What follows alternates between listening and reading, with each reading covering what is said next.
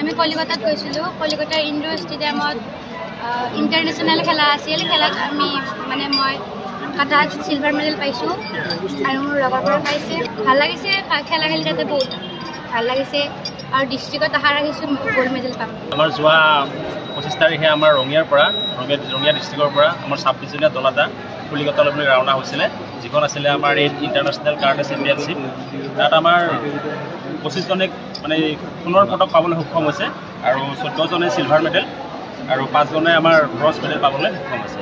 সুন্দৰ অনুভৱ আৰু খুব ভাল লাগিছে। আমাৰ যিমানখিনি প্লেয়াৰ গৈছিলে কোনো খালী হাতে আহিব লগা হোৱা নাই। খুব ধুনীয়াকৈ খুব ভাল প্ৰদৰ্শন কৰিছে। আমাৰ ৰঙিয়া জিলা কাৰাটে সন্থাৰ পৰা এই নেশ্যনেল গেমত আমাৰ ইণ্টাৰনেশ্যনেল গেমত খেলিব গৈছিল আৰু ইয়াতে আমাৰ ৰঙিয়া জিলা কাৰাটে সন্থাৰ পৰা 26 জনে আপোনাৰ গ'ল্ড মেডেল আনিছে আৰু 25 জনে আৰু চিলভাৰ 14 জন আৰু 5 জনে আনিছে আমাৰ ব্ৰঞ্জ।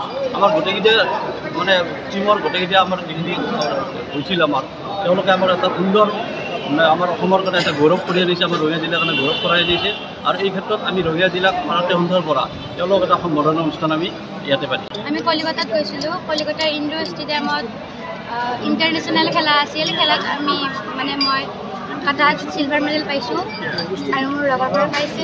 ভাল লাগিছে, খেলা খেলি তাতে বহুত ভাল লাগিছে আৰু ডিষ্ট্ৰিক্টত আশা ৰাখিছোঁ গ'ল্ড মেডেল পাম। আমাৰ যোৱা 25 তাৰিখে আমাৰ ৰঙিয়াৰ পৰা ৰঙিয়া ডিষ্ট্ৰিক্টৰ পৰা আমাৰ 26 জনীয়া দল এটা কলিকতালৈ ৰাওনা হৈছিলে, যিখন আছিলে আমাৰ এই ইণ্টাৰনেশ্যনেল কাৰাটে চেম্পিয়নশ্বিপ।